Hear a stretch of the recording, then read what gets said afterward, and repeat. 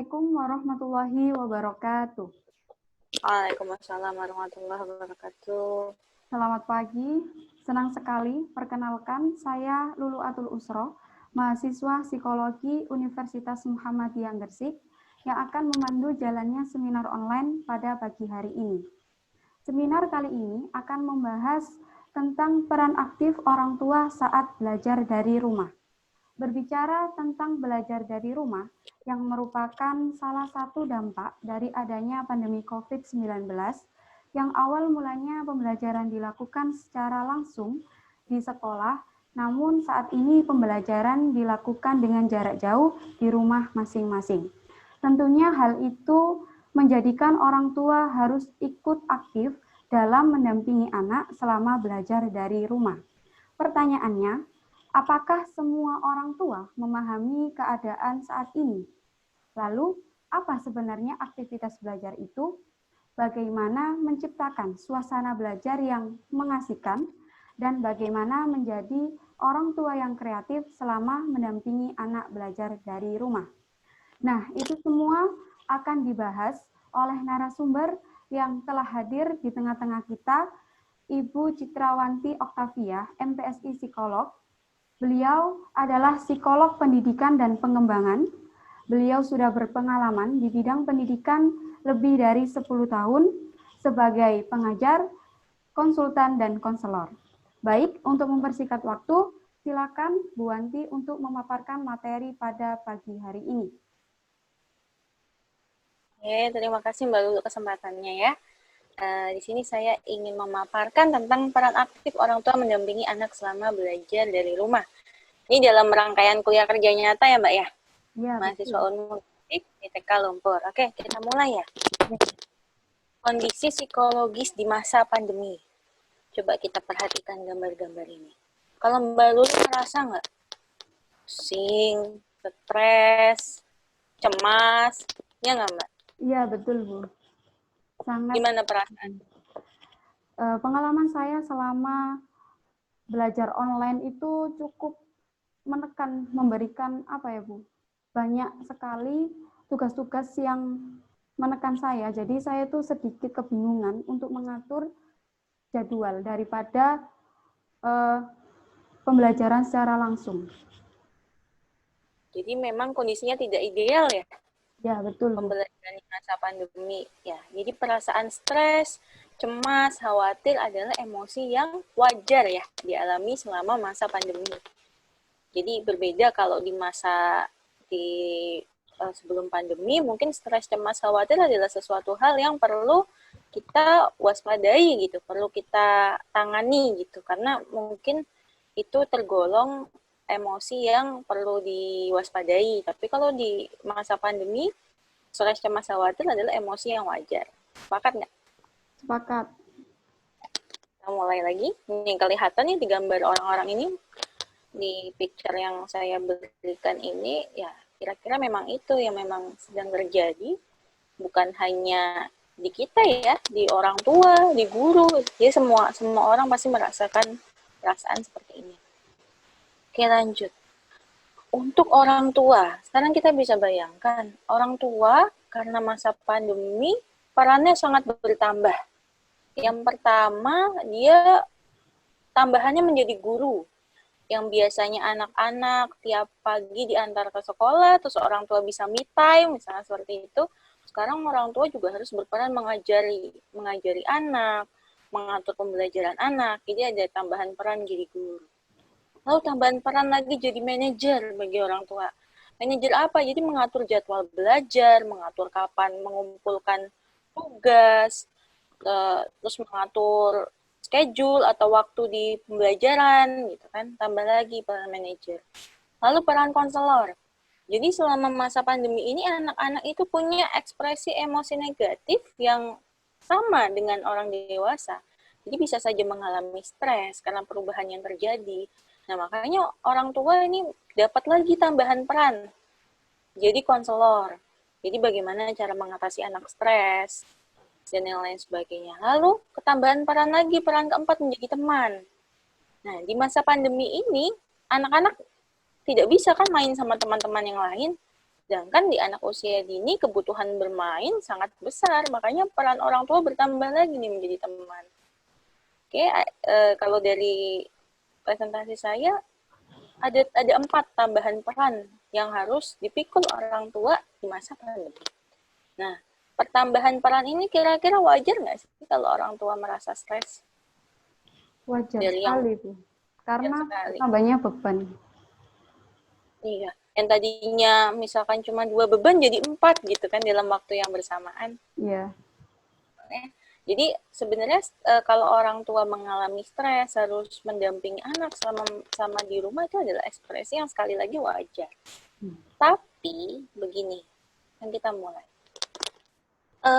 Stres itu, kondisi itu tidak akan membaik. Jadi orang tua tidak akan berperan maksimal untuk mendampingi anak di rumah kalau orang tua yang pertama tidak punya penerimaan atau acceptance. Acceptance di sini adalah orang tua harus sepenuhnya sadar bahwa ya memang ini kondisi pandemi, kondisi yang tidak ideal. Anak-anak memang harus belajar di rumah, tidak bisa anak-anak untuk kembali ke sekolah karena kan sangat beresiko ya. Orang tua harus bisa menerima kondisi seperti ini, bukannya merutuki corona, aduh corona nih kenapa sih harus mampir di Indonesia gitu. Aduh kapan sih anak-anakku bisa bisa masuk lagi ke sekolah atau mengandai-andai yang lain gitu, perandai-perandaian yang lain. Seandainya corona nggak ada gitu. Itu kan adalah bentuk penolakan ya terhadap kondisi ya. Jadi belum sepenuhnya sadar bahwa memang sekarang kita semua sedang mengalami masa-masa yang sulit. Nah, makanya dengan orang tua bisa menerima, oh iya, sekarang kondisinya lagi tidak ideal. Anak-anak harus mau nggak mau belajar di rumah. Peran saya bertambah. Nah, dengan penerimaan, itu kondisi orang tua insya Allah akan bergerak jauh lebih baik gitu. Nah, bagaimana sih cara melakukan penerimaan? Yang pertama, kita harus sadar bahwa pandemi adalah sesuatu yang di luar kontrol kita. Kita mau punya angan-angan, misalkan pandemi semester awal masuk seharusnya udah selesai, tapi kan ternyata tidak bisa ya. Jadi kita harus menyadari bahwa pandemi adalah sesuatu yang di luar kontrol kita. Lalu yang kedua, sadar bahwa semua orang terdampak pandemi. Nah, ini yang perlu saya tekankan. Bukan saja orang tua sebenarnya yang mendapat ketambahan beban dan peran yang banyak. Guru pun sebenarnya berada di masa sulit. Jangan berpikir guru enak gitu. Aduh, enak sekali guru, tugas mengajar kok pindah ke saya. Enggak gitu. Dari pengalaman saya waktu ngobrol dengan guru itu di masa pandemi juga berat gitu. Beratnya kenapa? Harus menyiapkan media pembelajaran untuk Zoom. Dan itu kan sangat apa ya? Lebih rumit ya dibanding pembelajaran dengan tatap muka. Setelah itu guru juga harus menerima beban akademik yang banyak gitu kan. Jadi semua orang tuh terdampak pandemi, nggak cuma orang tua. Jadi kita harus menyadari itu. Lalu yang ketiga, kita harus sadar bahwa oh ada loh sisi positif yang bisa kita ambil dari pandemi ini. Apa sisi positifnya? Kesempatan emas terlibat dalam pembelajaran anak. Ini kesempatan emas yang mungkin setelah pandemi tidak bisa terjadi lagi kecuali orang tua mengambil alternatif homeschooling gitu. Ini kesempatan untuk bisa mendampingi anak 24 jam dan terlibat dalam pembelajaran anak. Kenapa saya bilang kesempatan emas? Karena berdasarkan penelitian, orang tua yang terlibat dalam pembelajaran anak itu anaknya akan lebih menampilkan performa berprestasi, lebih menampilkan achievement yang lebih baik dibanding orang tua yang tidak terlibat dalam pembelajaran anak. Jadi ini kesempatan emas sebenarnya bagi orang tua untuk mulai mengenal anak, mengenal karakteristik anak, dan juga membantu pencapaian akademis atau achievement dari anak. Oke, kalau di sini mungkin ada yang mau Mbak Lulu punya komentar atau gimana? Apa ya? Memang benar sih Bu. Kalau ya sebagai kesempatan emas itu memang benar sekali. Kadang ada beberapa orang tua yang apa ya hanya menyerahkan pembelajaran itu ke guru les atau ke sekolah aja. mereka tidak mengawasi secara aktif gitu Bu, bagaimana perkembangan sekolah gitu Bu. Iya, makanya kan sebenarnya yang bisa diambil si positif dari masa pandemi ini adanya kesempatan itu ya. Betul. Yang belum tentu kalau nggak ada pandemi, kalau pandemi nggak ada, ya belum tentu orang tua punya kesempatan gitu untuk akhirnya mengajarkan anak langsung dan lain sebagainya. Ya baik. Nah, saat kita sudah menerima, saat kita sudah acceptance tadi, kita akan menuju ke move. Jadi beranjak ke kondisi yang lebih baik, stres berkurang. Kalau kita tidak bisa menerima, itu masih jauh perjalanan kita untuk mencapai kondisi yang lebih baik atau move. Jadi nggak bisa kita move ya kalau kita belum menerima kondisi pandemi ini dulu. Gitu. Oke lanjut. Sekarang saya mau membahas tentang langkah menemani anak belajar dari rumah. Apa saja sih langkah-langkahnya yang harus kita perhatikan? Yang pertama adalah mengenali anak. Mengenali anak, saya bagi menjadi dua. Yang pertama yang perlu dikenali adalah karakteristik anak. Bagaimana gaya belajarnya, bagaimana karakter kepribadiannya. Lalu yang kedua, mengenali gejala stres pada anak. Nah, terkait karakteristik anak, kita bisa melihat dari gaya belajar dan karakter kepribadiannya seperti ini. Mungkin kalau Mbak Lulu pernah berinteraksi dengan anak-anak, anak di dalam suatu kelas pasti beda-beda ya. Iya, betul. Ada anak yang saat belajar bisa langsung dikondisikan rapih gitu kan, duduk rapi, duduk tenang memulai pembelajaran. Iya. Tapi ternyata ada anak yang karakteristiknya dia harus bergerak dulu, jadi kebutuhan geraknya itu banyak gitu. Iya. Nah ini yang perlu kita kenali. Bagaimana sih karakteristik anak kita? Anak kita motoriknya sangat berkembang pesat, umak aja istilahnya kayak gitu. Kira-kira mudah nggak kalau dia langsung dikondisikan aku harus duduk diem, aku duduk rapi belajar? Yang nggak bisa gitu. Bisa tapi mungkin kurang efektif. Jadi nanti di tengah-tengah Zoom ya dia mungkin udah hilang fokus kayak gitu karena memang kebutuhan fisiknya, aktivitas fisiknya belum terpenuhi. Ya, sekarang kita mulai. Yang kedua adalah mengenali karakteristik tipe pembelajaran. Jadi tipe belajar itu disingkat FARC ya. Jadi ada visual, ada auditory, ada read atau write, dan ada kinestetik. Nah, untuk anak yang tipe visual ini, ciri-cirinya anaknya lebih menyukai belajar dengan buku bergambar.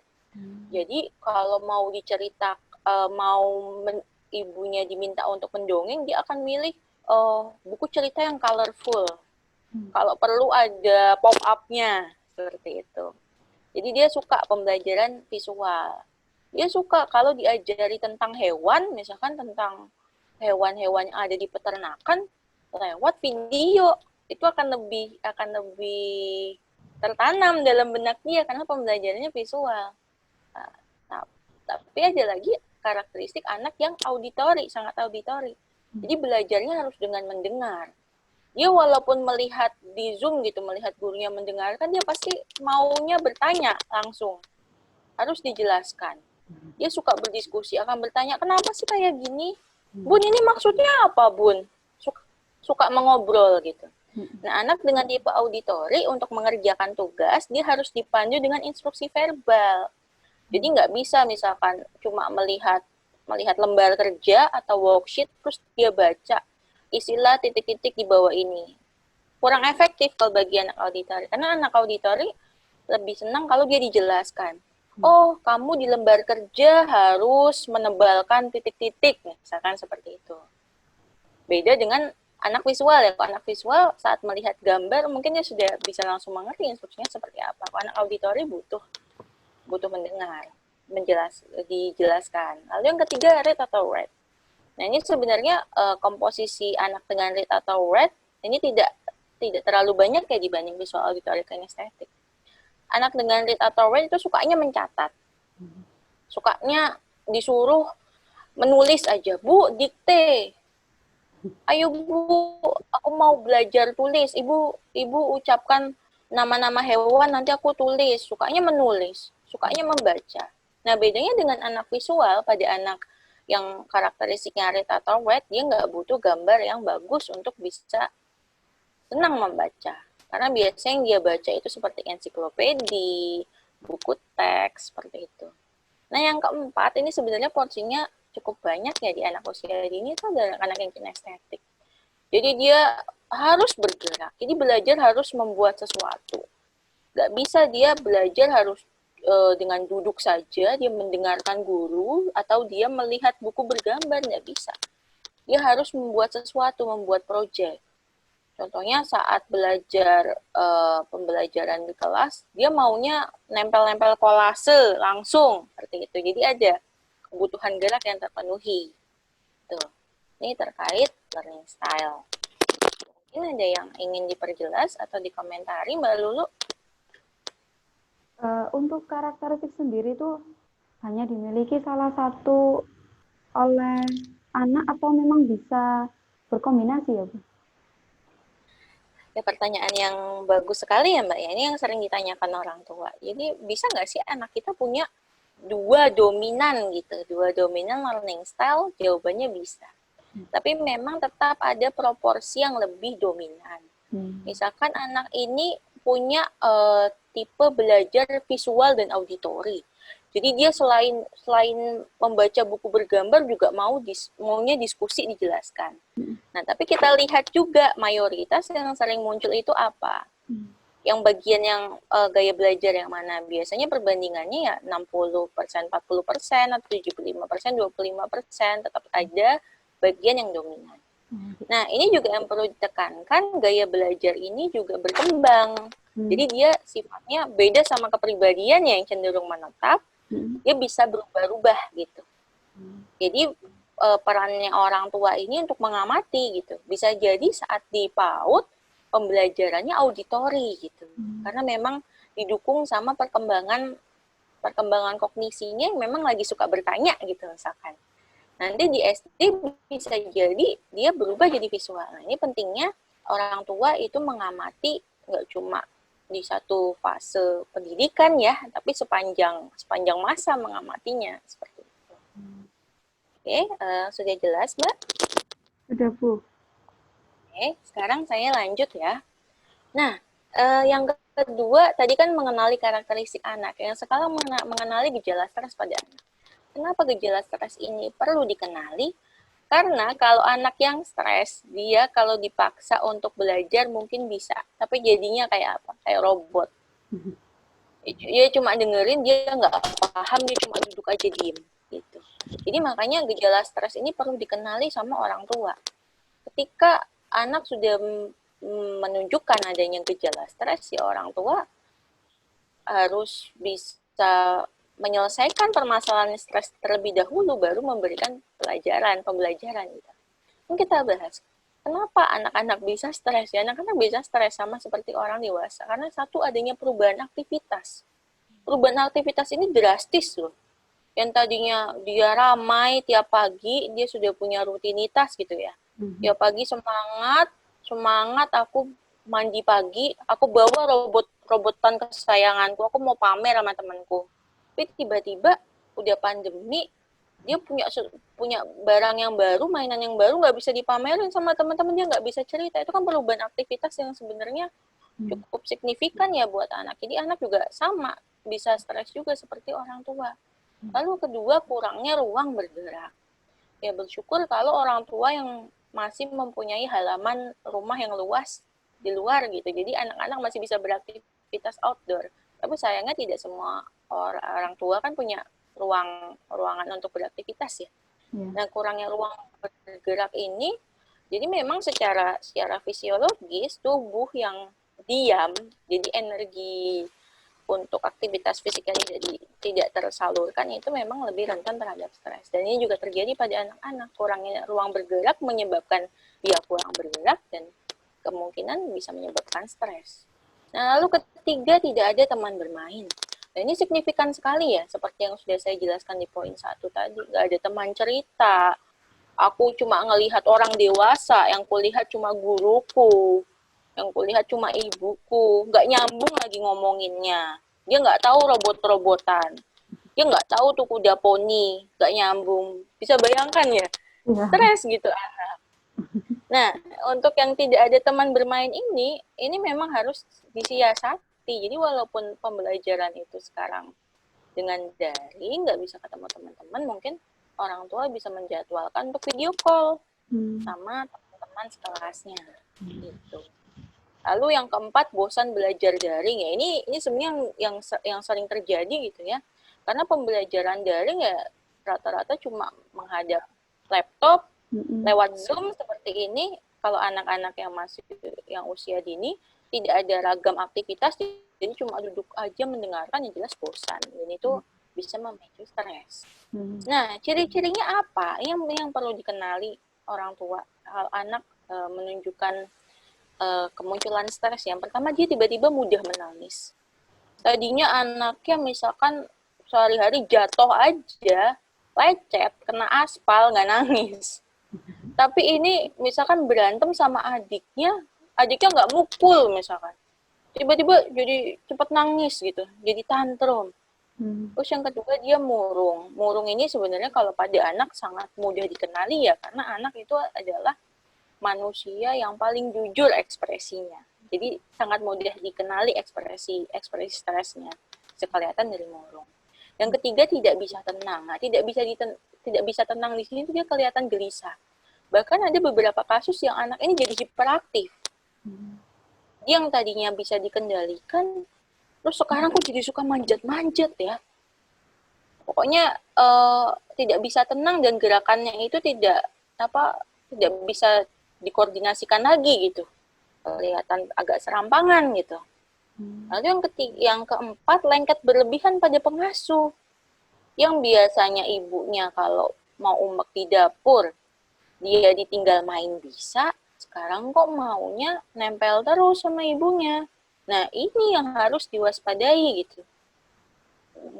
Bisa jadi respon ini bukan karena anak semakin sayang dengan ibunya, tidak. Ini jadi bentuk respon stres gitu yang ditunjukkan anak. Lalu nafsu makan menurun. Ini juga biasanya banyak terjadi ya. Nafsu makan menurun dan yang terakhir mengompol. Nah, ini banyak terjadi. Jadi anak TK biasanya sudah tuntas toilet trainingnya, sudah bisa gitu dia buang air besar dan buang air kecil di kamar mandi. Tapi tiba-tiba kok dia setiap malam sekarang ngompol. Nah, itu perlu diwaspadai. Karena akhirnya kan mengalami regresi ya, yang tadinya dia sudah bisa dari toilet training kok ngompol lagi. Nah, ini perlu diwaspadai karena biasanya ngompol itu adalah ekspresi atau ekspresi atau penampakan dari adanya rasa cemas pada anak. Nah, gejala-gejala ini perlu diwaspadai. Jika memang gejala-gejala ini muncul pada anak, lebih baik kita pembelajaran daringnya dipending dulu, diselesaikan dulu gejala stresnya ini. Dikomunikasikan dulu kepada orang tua bahwa ini sepertinya anaknya harus saya pulihkan dulu nih stresnya. Karena kalau dipaksakan tetap belajar daring ya tadi ya, yang sudah saya bilang di awal akan seperti robot gitu. Nggak efektif. Aktivitas apa ya? Nah, hal apa sih yang membuat saya bahagia? Karena gini, mendampingi anak belajar daring itu butuh stok kewarasan yang besar. Ya enggak? Jadi itu kita butuh amunisi untuk tetap waras orang tua. Jadi kita harus mengenali hal apa saja yang membuat bahagia. Misalkan, oh aku bahagia kalau aku bisa menyelesaikan drakor 2 episode. Karena aku penasaran, kebayang-bayang terus. Ya sudah, nonton drakor dulu malamnya. Biar paginya bisa moodnya bagus gitu. Terus jangan lupa untuk self-care atau merawat diri. Harus dikenali bentuk-bentuk self care atau biasanya me time gitu ya Mbak. Me time-nya ibu atau ayah itu seperti apa? Ya yang paling banyak berperan mungkin di masa BDR ini ibu ya contohnya. Tapi ibu me time-nya tuh saya butuh setengah jam lah setidaknya. Saya mau jalan-jalan pakai motor gitu. Saya mau lihat-lihat kondisi. Itu harus dikomunikasikan gitu sama pasangannya biar akhirnya ibu punya amunisi yang banyak untuk mendampingi anak gitu karena bukan hal yang mudah gitu ya mendampingi anak belajar daring. Nah, yang kedua, waspadai dan kenali kapan emosi negatif dapat meledak. Nah, ini yang sering-sering terjadi dan wajar terjadi. Jadi ibu-ibu itu jauh lebih emosional akhirnya mendampingi anak belajar daring. Mungkin Mbak Lulu udah melihat ya meme yang bertebaran, meme yang bertebaran di sosial media terkait belajar daring. Ibu-ibu ngomel-ngomel, bahkan sampai anaknya dipukul. Pernah melihat nggak? Iya, pernah, Bu. Itu ya itu tuh kayak itu viral banget gitu kan tentang ekspresi emosi negatif dari orang tua ya karena memang cukup stressful gitu. Nah, tapi kita perlu kenali kapan emosi negatif kita meledak. Jangan sampai akhirnya kita terlambat mengenali. Jadi sudah meledak, sudah memukul anak, baru kita sadar kita lagi emosi. Nah, salah satu cara mengenalinya itu jadi saat gini bisa dikenali dari aduh aku udah pusing, udah nggak bisa konsen nemani anak, nafasku sudah agak sesak gitu. Nah itu ibu atau ayah bisa meminta izin ke anak, meninggalkan anak sebentar, kunci pintu. Tarik nafas dalam-dalam, emosinya diturunkan dulu, baru akhirnya mendampingi anak. Gitu. Jadi harus dipulihkan dulu emosi negatifnya, jangan sampai menjadikan anak sebagai samsak emosi gitu. Jadi anak sudah stres, jadi tempat sampah orang tua juga karena orang tuanya stres. Ini berdampak fatal ya bagi perkembangan anak. Saya lanjut ya Mbak. Iya, Bu. Lalu kenali mata pelajaran dan menyiapkan bahan ajar. Nah biasanya di awal itu sudah ada pertema ya, biasanya kalau anak PAUD. Jadi orang tua perlu mengenali besok belajar apa ya, aku harus menyiapkan bahan ajar apa. Misalkan besok tuh ternyata materinya kolase, aku harus menyiapkan biji-bijian gitu orang tua. Itu harus dipersiapkan di hari sebelumnya. Jangan akhirnya gupuh gitu atau terburu-buru karena kalau terburu-buru bisa memancing kepanikan gitu. Jadi misalkan menyiapkannya baru di hari H, ya kebayang ya panik, stres, akhirnya yang terjadi marah-marah. Anak-anak juga jadi nggak mood untuk belajar gitu. Jadi kenali mata pelajaran dan menyiapkan bahan ajar. Menyiapkannya seperti apa, menyiapkan alat dan bahan yang dibutuhkan, terus kapan mengumpulkan tugas ini perlu dicatat ya. Tapi biasanya kalau guru akan mengingatkan di grup-grup WhatsApp-nya, WhatsApp dengan orang tua lah biasanya. Lalu ketiga, atur jadwal gitu. Jadi kira-kira misalkan harus mengumpulkan tugas di sore hari gitu. Ya diatur, orang tua harus mengatur jadwal anak setelah selesai sesi Zoom misalkan anak tuh harus tidur dulu gitu. Tidur, makan sudah fresh baru mengerjakan tugas, baru setelah itu mengumpulkan tugas. Jadi penjadwalan ini juga penting. Oke, nah ini penting sekali ya membangun komunikasi yang baik dengan guru. Ini seperti yang sudah saya bahas sebelumnya, kondisi pembelajaran di masa pandemi ini bukan kondisi yang ideal. Jadi sebenarnya baik guru maupun orang tua itu harus bisa fleksibel gitu. Jadi sudah tentu prosesnya sangat berbeda dengan anak tatap muka gitu. Misalkan anak saat pembelajaran tatap muka, dia bisa cepat gitu, bisa cepat mengumpulkan tugas, karena pas tatap muka kan kondisinya sangat teratur gitu ya. Anak diawasi guru, anak semangat mengerjakan tugas karena ada teman. Tapi kalau saat pandemi akan lebih menantang lagi gitu. Jadi membangun komunikasi yang baik dengan guru ini penting. Sampaikanlah kesulitan dan kendala yang dihadapi yang menjadi hambatan. Misalkan tidak bisa bertemu di sesi Zoom, jujur gitu sampaikan, Bu, saya tuh sebenarnya sinyalnya kemarin agak terkendala. Atau, Bu, saya kehabisan, mohon maaf, saya kehabisan uang buat beli kuota gitu kan. Ini kan juga pasti ada beberapa yang mengalami. Bisa nggak ya, Bu, saya diberikan modul belajarnya gitu, atau via telepon bisa nggak ya, Bu, gitu. Jadi harus komunikasi gitu. Kalau tiba-tiba orang tua menghilang, nggak datang dalam proses pembelajaran atau tiba-tiba marah-marah tanpa adanya komunikasi terlebih dahulu, itu kan sulit ya. Sudah hubungannya jadi jelek nanti antara orang tua dan guru. Terus yang kedua, permasalahan tidak terselesaikan dengan baik gitu. Jadi penting sekali menyampaikan kesulitan dan kendala. Nah, memang saat pembelajaran dari rumah ini, hubungan antara orang tua dan guru itu harus terbangun dengan baik. Guru mensupport orang tua agar semangat menjalankan perannya, mendampingi anak belajar dari rumah. Orang tua juga bisa memberikan semangat gitu ke guru untuk bisa menyiapkan bahan ajar untuk belajar dari rumah.